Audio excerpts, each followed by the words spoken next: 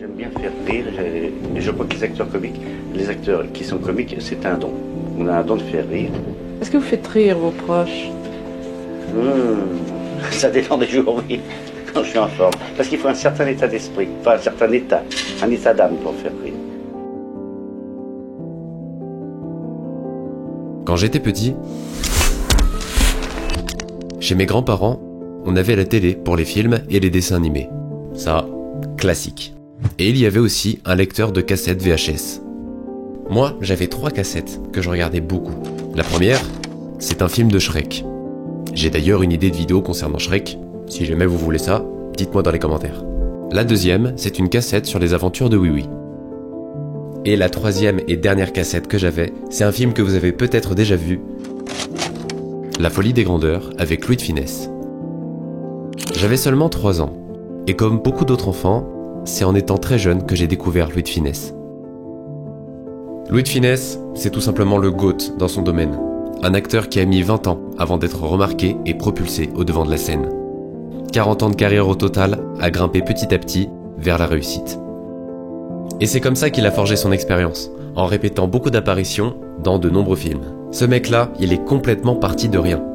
Il a commencé dans le cinéma en étant un simple figurant qui ouvrait une porte, pour finir plus tard en tête d'affiche et rôle principal de chacun de ses films. À la fin de sa carrière, il était tellement devenu populaire que c'est la télé même qui annonça son décès en 1983. Louis de Funès est mort la nuit dernière à Nantes des suites d'un accident cardiaque. Il avait 68 ans.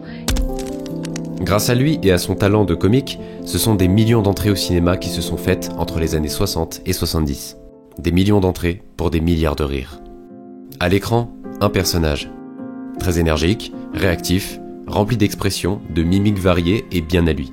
Un personnage et un jeu d'acteur qui ne cessera de nous surprendre, portant des rôles toujours bien choisis et très exagérés, très caricatural, et joué avec une finesse et une précision incroyables.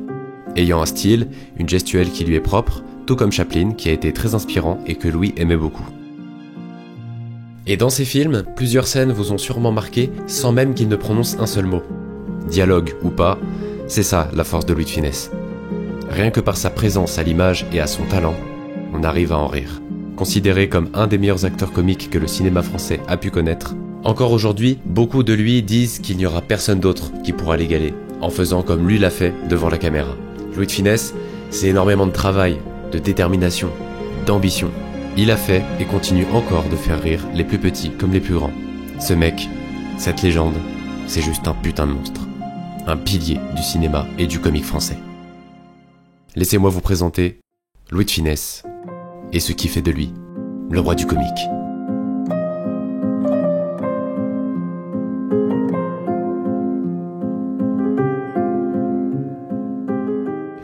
Avant qu'on commence, je me permets de faire une petite parenthèse. Je sais pas vous, mais moi, tous les films de Louis de Funès, je les connais tous par cœur. J'ai bouffé ça toute mon enfance avec mes parents et vraiment ça m'a beaucoup marqué. Et pour faire l'écriture de cette vidéo, j'ai eu beaucoup de plaisir à écouter plein d'interviews de Louis de Funès. Et pour ceux que ça intéresse, il y en a plus qu'on ne le pense et elles sont toutes disponibles sur YouTube. Louis de Funès, c'est un acteur que l'on admire beaucoup et malgré sa mort et son époque, c'est vraiment une personne que j'aurais adoré rencontrer pour pouvoir discuter avec lui. Et dernière précision qui me paraît importante à vous donner, oui c'est vrai, tout le monde n'aime pas forcément Louis de Funès, mais c'est pas tout le monde qui est fan de son personnage ou de ses films, mais en tout cas, on peut facilement reconnaître que c'est quand même un acteur qui a énormément marqué son époque.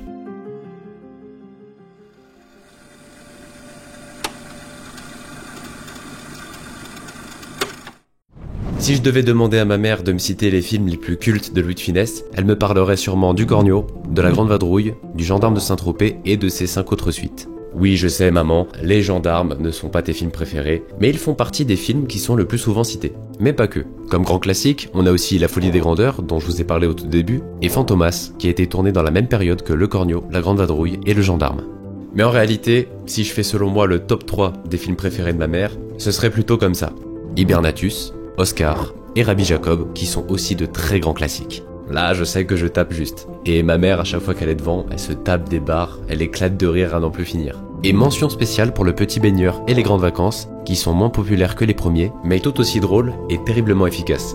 Mais rassurez-vous, je n'oublie pas non plus Pouic Pouic, Lalo la Cuisse, La Soupe aux Choux, Le Grand Restaurant, Le Tatoué et L'Avare, qui qui est une pièce de théâtre réadaptée avec le personnage de Louis. Et j'ai aussi beaucoup entendu parler du film Joe ou de l'Homme Orchestre, mais ceux-là, ce sont les rares films que je n'ai malheureusement pas vus. Et si je vous ai cité tous ces films-là, c'est parce que c'est dans ceux-là que l'on arrive à bien cerner le personnage que De Funès s'est construit. Évidemment, je vais mettre naturellement de côté La Soupe aux choux, L'aile ou la cuisse et L'Avare. Pourquoi ça? Tout simplement parce qu'ils font partie de ces films qui ont plu, mais à une période où notre Louis devait déjà faire attention à sa santé. Parce qu'après plus de 10 ans de succès, en 1975, l'acteur fait une crise cardiaque qui a failli lui coûter la vie. Et après cette année-là, tout a changé, même dans sa façon de jouer dans un film. Selon son médecin, c'est une question de vie ou de mort. Louis de Funès doit arrêter de mettre autant d'énergie dans son jeu d'acteur. Donner à nouveau trop d'énergie risquerait de lui provoquer une autre crise cardiaque qui, cette fois-ci, lui serait sans doute fatale. À ce moment-là, Louis doit alors se calmer et les Français découvriront après 75 un personnage plus calme et contrôlé. Un personnage qui, forcément, est beaucoup moins drôle que le premier que nous avons tous connu. Mais avant de revenir sur ce détail-là, revenons sur le sujet principal. Donc, sauf ces exceptions-là, pour tous les autres films que je vous ai cités, il n'y en a pas un seul dans lequel l'énergie de Funès est invisible aux yeux du public. Et justement, comment fait-il pour être aussi drôle? Comment expliquer le fait que son jeu d'acteur soit aussi percutant et efficace quand on le regarde? Quels sont ses points forts, ses atouts qui font de lui le roi du comique? Eh bien, pour réussir à rendre tout ça possible, pour voir comment cette magie du rire prend forme, il y a plusieurs éléments qui arrivent en même temps. On parle de cinéma, donc de toute une équipe qui est derrière pour créer ces films. Et dans ce processus-là, Louis joue évidemment un rôle qui est crucial, mais vous allez voir qu'il y a d'autres éléments extérieurs qui viennent s'ajouter pour que, à la fin, le public puisse rire au cinéma.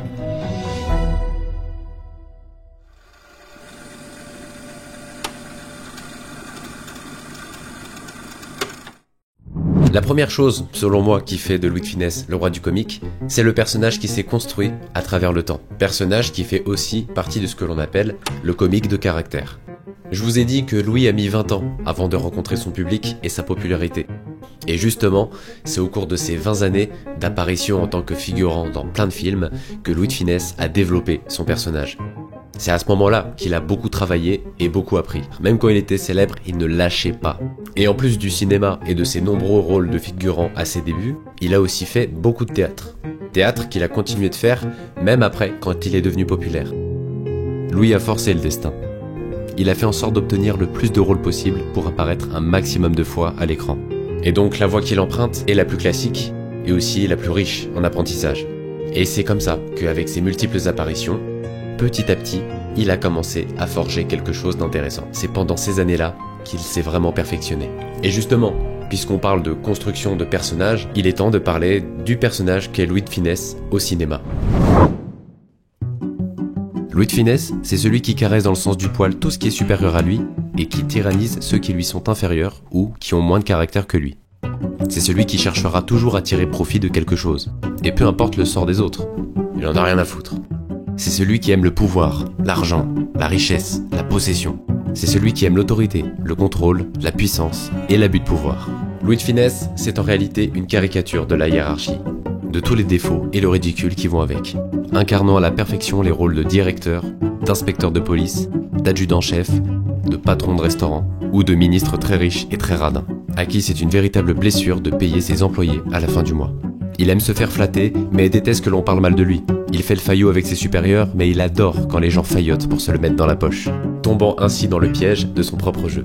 C'est aussi quelqu'un qui a du caractère, qui peut être têtu et obstiné. Il aime donner des ordres, avoir le contrôle de la situation. Il aime faire peur et se faire craindre. Il est aussi égocentrique, très narcissique, mais pour autant, il a de l'autodérision. Il est aussi tricheur, faux cul, insolent, qui aime se foutre de la gueule de tous, opportuniste, tu lui donnes la main, il te prend le bras, qui n'a pas peur d'être impitoyable et menteur, il veut toujours avoir le dernier mot. Il veut tous les avantages et il en demande encore plus. En fait, c'est quelqu'un qui a les yeux plus gros que le ventre. Il est aussi très impatient, souvent agressif et utilise beaucoup la menace. Il déteste se faire piétiner par les autres. Il va même jusqu'à voler les exploits des autres pour se les attribuer. Et il peut aussi être jaloux. Louis de Funès, c'est aussi celui qui peut rapidement devenir fou et craquer.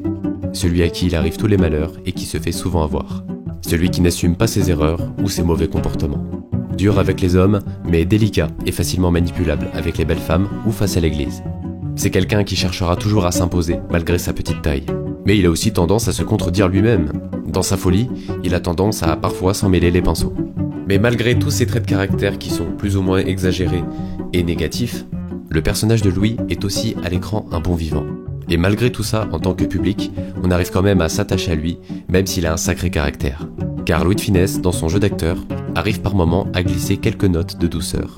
Son personnage est en réalité un très gros dur, mais avec un tout petit cœur. Et ça, pour le public, ça suffit amplement.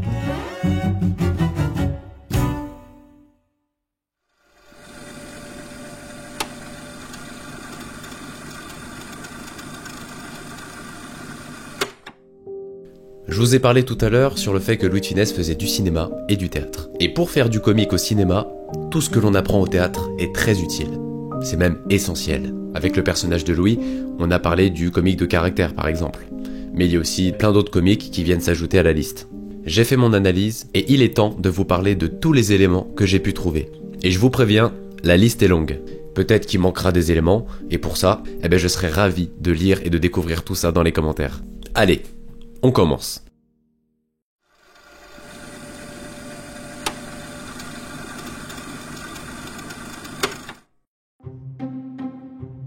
On est habitué à rire devant toutes ces scènes cultes, mais on oublie vite à quel point l'écriture des dialogues est hyper riche. Chaque mot, chaque phrase prononcée, la façon dont c'est amené, tout est calculé et réfléchi de la façon la plus méthodique. Par exemple, dans Rabbi Jacob, il y a Farès qui en a après Monsieur Pivert et Slimane. À un moment donné, on a cette scène-là qui tombe. C'est au commissaire que j'ai tout dit. Votre commissaire, c'était Farès. Là, c'était Farès. C'est différent. Ici, le comique se crée avec la ressemblance phonique entre ces deux mots, Farès et effarant. Et en plus des dialogues, on a aussi un comique de situation. Parce que Louis se rend compte qu'il avait au téléphone le méchant depuis le début et non la police qui pouvait l'aider. Autre exemple dans Fantomas. Le commissaire Juve interviewe celui qu'il soupçonne d'être Fantomas et dans son excès de colère et d'impatience, va s'en mêler les pinceaux avec ses propres paroles. Tais-toi. Alors écoute. Je ne te permets pas de me vous voyer. Enfin, je ne me permets pas de me tutoyer. Ça suffit là. Ça suffit là. Là, le personnage se trompe. C'est lui qui fait l'erreur en perdant ses moyens et pourtant, il crie « ça suffit » comme si c'était l'autre qui avait dépassé les bornes. Non mais le culot du type quoi. Et c'est ça qui rend la scène complètement lunaire et absurde. Et je vous ai précisé que le personnage se trompe, parce que derrière tout ça, Louis de Funès fait exprès de prononcer cette phrase de cette manière-là. Je ne te permets pas de me vouvoyer, enfin, je ne me permets pas de me tutoyer. Allez-y, encore une fois, essayez, et vous verrez qu'avec la vitesse et l'énergie que Louis a mis, cette réplique est hyper difficile et technique en termes de prononciation. Et en plus du rythme qui est très rapide dans cette scène, il faut que cela soit clair et précis pour que la blague marche. Et ça, sans surprise, Louis y arrive haut la main.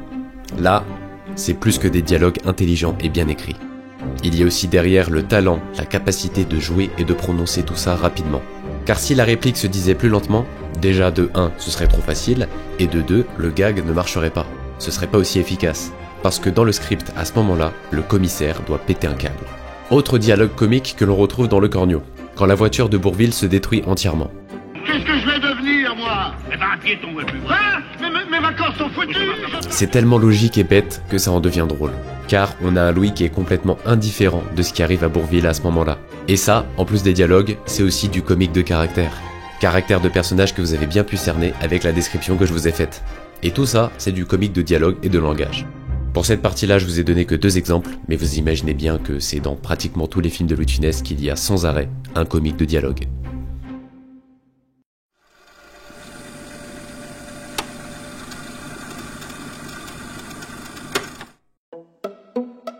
C'est un comique qui est omniprésent dans tous les films.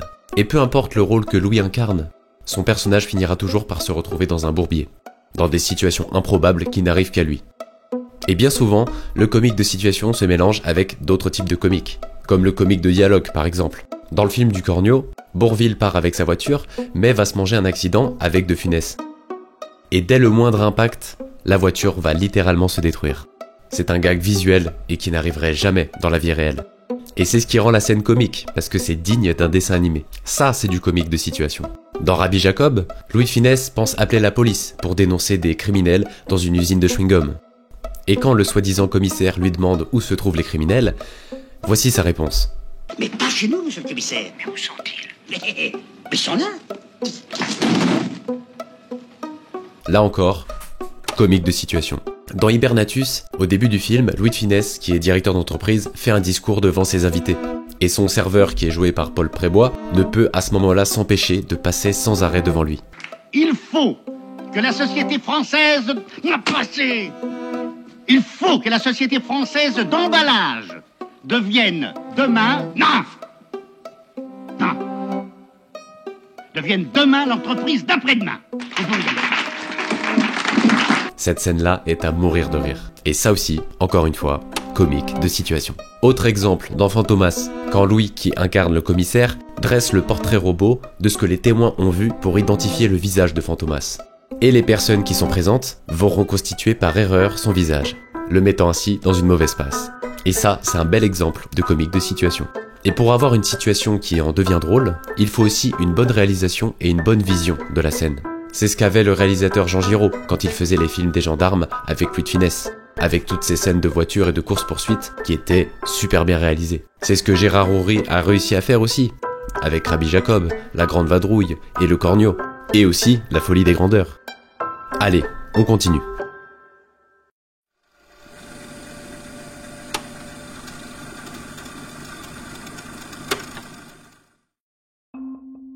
Avoir de bons dialogues et un bon comique de situation, c'est bien. Mais avec un bon timing par-dessus, c'est encore mieux. Quand vous voulez créer quelque chose de précis pour faire rire d'une manière précise, il y a forcément des actions ou des dialogues qui doivent taper juste et au bon moment. Et notre Louis, il est particulièrement fort pour faire ça. Dans chacun de ses films, c'est lui qui mène les dialogues avec son bâton. Par exemple, dans une scène du Tatoué, Louis et sa femme discutent lors d'un rendez-vous. Sauf que problème, sa femme a un très gros caractère qui va prendre beaucoup le dessus à cause de son rire. Alors ils prennent du bourbon. Du bourbon! Du bourbon! Et c'est là où ça devient technique. Car même si Louis se fait interrompre par son rire, que cela soit dans ses mimiques ou dans ses interventions pour la couper, il garde parfaitement le contrôle de la situation. Et dans tout ça, le timing est juste. Il essaye de parler, mais elle le coupe. Alors, il tire la tronche. Il la laisse alors parler, mais fait ses mimiques derrière. Le dialogue se lance, s'interrompt, puis se relance. Il y a tout un enchaînement précis dans la scène qui se joue à grande vitesse et avec clarté et précision. C'est ça l'art de maîtriser le bon timing. Et en plus du dialogue et de cette justesse-là, vous remarquerez qu'il y a aussi un comique de répétition, puisque sa femme va rigoler 3 fois, et à chaque fois, ce sera toujours pour la même chose. Au sujet de Modigliani. Je pense qu'il l'a trouvé au marché. Voyez à quel point le jeu est technique. Le film Le Tatoué, c'est pas le film le plus réussi selon moi, mais il a quand même un humour qui est très solide, et ces scènes-là sont très cultes.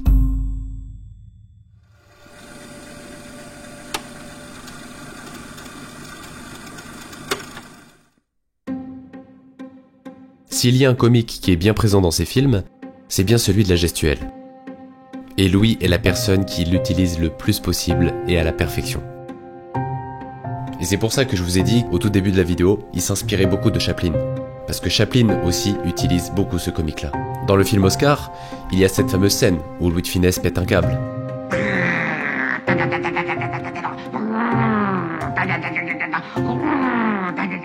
Visuellement, c'est du charabia. Mais dans le fond, c'est du génie. À ce moment-là, le personnage est en pleine crise de folie. Il utilise des gestes que lui seul est capable de faire, et le pire, c'est que ça marche. Dans le film Hibernatus, quand il dévoile tout à celui qui s'est fait hiberner, là aussi, on retrouve cette gestuelle qui n'appartient qu'à lui. Dans Rabbi Jacob, dans la scène de l'aéroport où il vient de se déguiser en rabbin, et dans les toilettes, il fait une diversion pour échapper à Pharès. On ne sait pas exactement ce qu'il fait avec le lavabo, on dirait qu'il cherche un poisson, et ça on le comprend parfaitement dans sa gestuelle alors qu'il n'y a aucun dialogue, et ça, c'est du Louis tout craché. Et ce qui fait aussi le comique dans ses films, c'est toute l'énergie que Louis met dans son jeu. C'est une véritable pile électrique, et c'est cette énergie-là qui amplifie le comique de la gestuelle, et encore toutes les mimiques qu'il a sur son visage. Et justement, en parlant de visage, il est temps de parler de ses mimiques.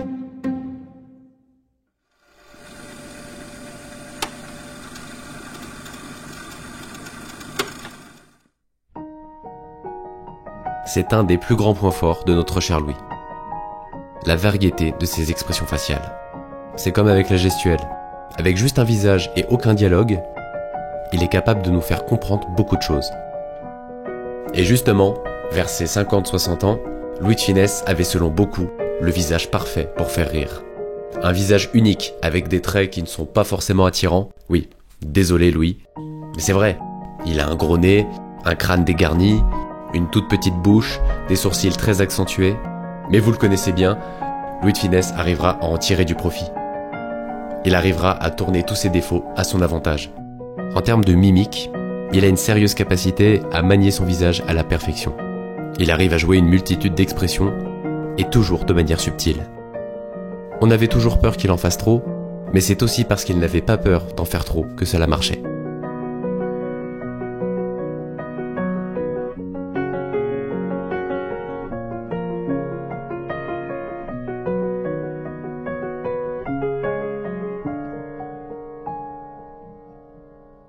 Et tout ce que je vous ai dit là, le comique de la gestuelle et le comique de ses expressions faciales, tout ça vient s'ajouter dans un seul et nouveau comique, le comique non-verbal.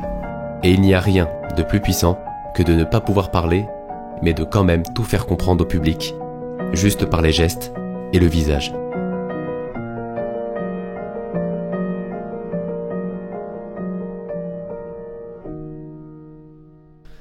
C'est incroyable en fait. C'est vraiment un plaisir d'analyser tout ça, tellement cet humour est riche.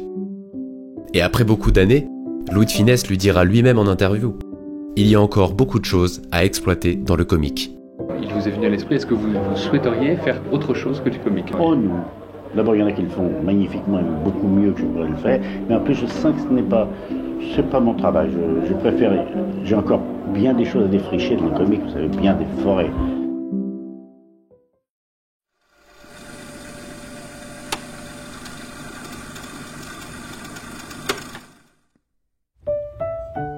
On a beau imaginer une scène avec une vision précise, quand il est temps de la jouer, il peut se passer quelque chose qui viendra s'ajouter en plus dans l'action. Et certains réalisateurs proches de Louis de Funès l'ont très bien compris, comme Gérard Houry ou Jean Giraud et bien d'autres. Et la règle est simple, quand ils tournent une scène, même si elle est terminée, ils font exprès de laisser les caméras tourner si jamais une improvisation se lance. Et c'est grâce à cette liberté que l'on peut avoir droit parfois à des scènes qui deviennent cultissimes. Dans La Grande Vadrouille, quand Louis de Funès traverse un mur et se fait rattraper par les épaules de Bourvil, Louis de Funès décide de rester sur ses épaules. Tout ça, c'est de l'improvisation. Arrêtez! Pourquoi voulez-vous les faire arrêter? Pour vous descendre, merdez! On est très bien comme ça! Oh, dites non! La scène que je vous ai montrée tout à l'heure dans Oscar, avec ses grands gestes quand il pète un câble, ça aussi, c'est de l'improvisation. Dans Le Gendarme se marie, quand Cruchot devient l'adjudant-chef, il s'attaque à l'adjudant Gerbert qui a du mal à l'appeler chef. Et c'est là que se produit cette scène qui est devenue culte. Je vous en prie.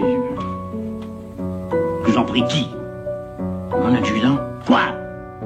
Chef! Chef! Chef! Chef! Adjudant! Chef! Adjudant! Chef! Adjudant! Chef! Chef! Dans Hibernatus, quand Louis de Funès craque et avoue tout, ça aussi c'est de l'impro. Dans Le Cornio, quand il y a la scène de la douche. D'ailleurs, anecdote, cette scène-là a été rajoutée parce que Louis de Funès savait qu'il n'était pas assez représenté dans le film. Donc, silence, moteur, ça tourne. Et à ce moment-là, Gérard Houry a lancé la caméra et n'a aucune idée de ce que Louis de Funès va faire. Et c'est ce qui donnera par la suite cette fameuse séquence de la scène de la douche, qui est aussi extrêmement drôle. Toujours dans Le Cornio, autre scène improvisée, la fameuse scène du garage. Louis de Funès vient réparer sa voiture et il y a de la musique dans le fond.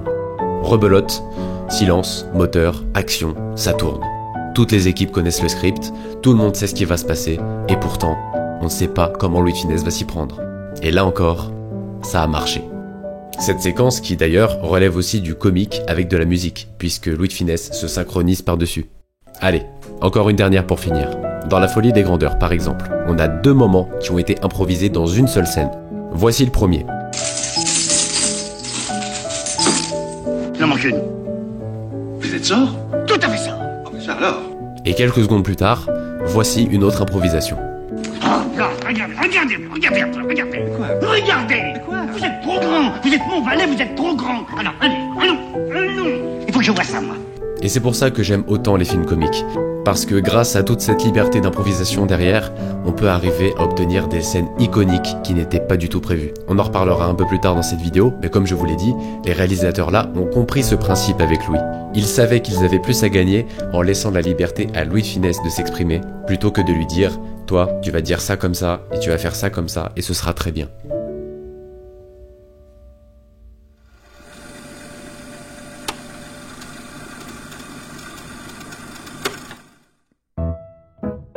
Les films avec Louis de Funès, c'est aussi des gags visuels. Et parfois, le gag va tellement loin que le réalisateur en vient même jusqu'à modifier les lois de la physique. Quand par exemple Louis de Funès force sur son visage pour gonfler une bulle de chewing-gum. Quand il tapote sur le téléphone en arrachant toutes les touches. C'est un peu exagéré, mais il y a aussi un peu de réalisme quand même. Quand il se fait électrocuter quand il embrasse sa future femme dans Le Gendarme. Ou alors, les effets au-dessus de sa tête quand il prend la grosse tête. Ou même quand il est dans la voiture avec la bonne sœur. Il y a d'ailleurs un extrait où elle conduit pour venir en aide à des personnes, et au fur et à mesure qu'elle avance sur la route, la voiture se détruit en 1000 morceaux, mais continue de fonctionner. Des lois de la physique modifiées, c'est par exemple dans Rabbi Jacob avec le pistolet qui fait du chewing-gum. Ou encore la scène où il se fait tout discret face au criminel et dans laquelle il se penche grâce au chewing-gum qui le maintient glué au sol. Ou encore dans La Folie des Grandeurs, lorsqu'il passe sous la cascade avec son âne et que d'un seul coup, son chapeau change de forme pour lui donner un air de Napoléon. Autre moment dans La Folie des Grandeurs, quand son valet Blaze danse toute la nuit, il tape avec son balai sur le plafond et finit par y rester coincé, avant même de retomber peu après avec un effet digne d'un dessin animé. Là encore, j'ai cité tous ceux qui me sont venus en tête, mais évidemment, il y a plein d'autres exemples.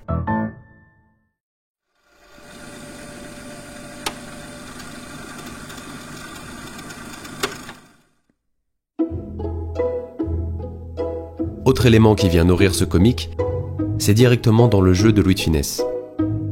Je sais pas comment nommer cette partie-là, donc j'ai plusieurs termes que je vais vous donner. Il y a la cassure, la rupture, le contraste ou encore le double jeu. Et ça, ce sont des techniques que Louis de Funès maîtrise à la perfection.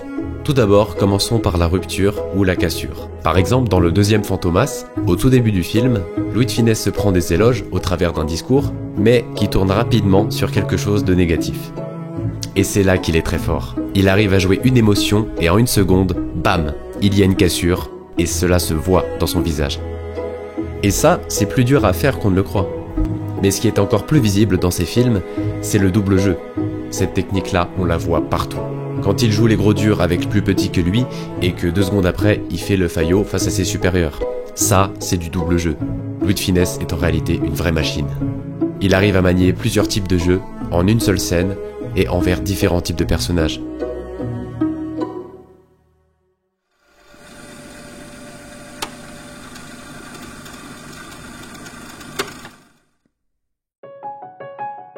On attribue beaucoup de mérite à De Funès et c'est vrai, il le mérite. Mais le comique dans le cinéma, c'est aussi avec des duos. Des duos incroyables qui nous ont marqués jusqu'à en mourir de rire.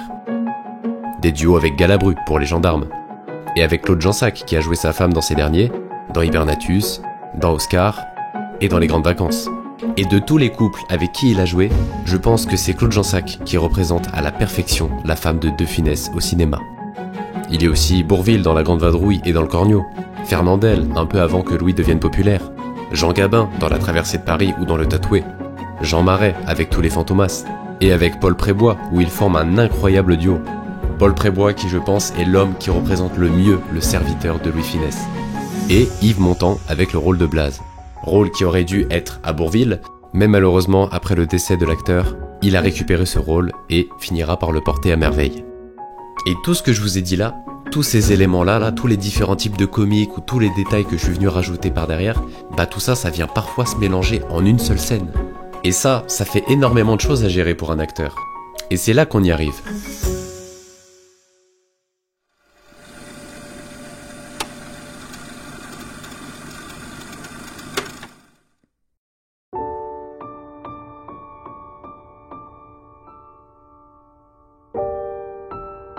Le plus grand secret de Louis de Funès pour son talent et sa réussite qui a fini par payer, c'est son travail. Louis, c'est un énorme bosseur. C'est quelqu'un qui a le souci du détail, qui est très perfectionniste dans le fond. Il a quand même persévéré pendant plus de 20 ans, avant de pouvoir réussir à en vivre convenablement. C'est un acteur tellement passionné qu'il s'acharnait énormément. Tellement passionné qu'il en stressait beaucoup. Il a toujours été inquiet. La peur de ne plus faire rire les autres du jour au lendemain a toujours été là. Et c'est cette peur-là qui l'a poussé toute sa carrière au cinéma, comme au théâtre, à se donner à fond. À toujours chercher la moindre petite bête, le moindre petit détail qui pouvait être amélioré. En plus de son énorme travail, c'est quelqu'un qui avait un don dès le départ. Don évidemment qu'il a perfectionné pour le transformer en vrai talent. Il était fait pour ça, et il le savait depuis qu'il a commencé. Et pour être aussi bon dans son jeu d'acteur, dans sa vie personnelle, il passait beaucoup de temps à observer les gens dans la rue. Toute l'analyse que je vous ai faite sur le personnage qui s'est construit dans le cinéma, dites-vous que ça a été pioché par Louis de Funès en observant les passants dans la rue. La gestuelle, les mimiques, les caractères de certains passants. Vous les observez beaucoup, vous notez? Oui, malgré moi, oui, depuis toujours. Malgré moi. Et ça se localise là, alors je dois avoir un petit ordinateur, et puis ça vient à la demande. Vous savez, des choses que j'ai vues il y a 20 ans, 30 ans. Il me reste l'oreille. Il aurait pu être dessinateur, Louis de Funès, parce que c'est quelqu'un qui arrive bien à exagérer, on va dire, les traits de caractère des gens qu'il voit dans la rue. Enfin bref, c'est tout ça qui est venu petit à petit nourrir le personnage qu'il s'est construit. Et je vous ai dit qu'on reviendrait là-dessus, mais en plus de ça, Louis avait beaucoup de caractère. Et au fur et à mesure qu'il montait en puissance dans sa carrière, il est devenu ferme, et avec son expérience, il a réussi à s'imposer dans son domaine. Les autres n'acceptent plus d'être fini. Et c'est pourquoi il y a tant d'artistes comiques qui sont, croyez-moi aussi, forcément plus forts que moi, et qui sont en bas, en ce moment, et je leur souhaite qu'ils remonter, parce qu'ils se laissent diriger par des gens qui ne sont pas du tout compétents pour être dirigés. Ce sont des auteurs, déjà. Un acteur comique est un auteur, dans toute chose. Sur les plateaux de tournage, c'était véritablement lui qui dirigeait beaucoup de choses. Et non pas par prétention, mais parce qu'en termes d'humour, il avait l'œil juste. On peut réellement parler d'intelligence de l'humour. Il savait exactement ce qui allait marcher ou non. À l'origine, il est aussi pianiste, et donc ce n'est pas surprenant qu'il ait l'œil et l'oreille juste, même dans le domaine du cinéma. Mais c'est aussi cette énergie folle, associée à ce stress constant, qui finira par bouffer sa santé. Et malheureusement, en 1983, Louis a fait un 3e et dernier arrêt cardiaque. Je sais pas si je le laisserai au montage, mais voilà, je trouve que c'est important de préciser. J'ai lu beaucoup d'articles, et au total, du coup, il aura fait 3 arrêts cardiaques, avec le 3e qui malheureusement, c'est là la fin de cette belle histoire. Alors oui, c'est triste, car il aurait pu mieux gérer sa santé au cours de sa carrière. Entre toutes les pièces de théâtre qu'il enchaînait, et tout le travail qu'il mettait quand il faisait des films. On dit beaucoup qu'il vit encore aujourd'hui à travers nos cœurs et à travers ses films. Mais ça se trouve, selon lui, tout était réfléchi d'avance. Louis savait peut-être ce qu'il faisait en mettant le théâtre et le cinéma en priorité avant sa santé. Il s'est beaucoup donné et il est mort pour ça. Mais cette mort, c'est la meilleure qu'il aurait pu avoir. C'est celle de la passion et de l'épanouissement. De l'ascension d'une carrière folle qui est remplie de plein d'aventures et plein de rencontres. Il a sacrifié sa vie pour faire rire un maximum de gens. Et ses ambitions ont fait plus que traverser l'écran. Car avec le cinéma, Louis de Funès a dépassé les limites de sa propre vie. Grâce à la caméra et à son travail, il en est devenu éternel. Et même dans 50 ans, je peux vous dire qu'on rigolera encore de son génie.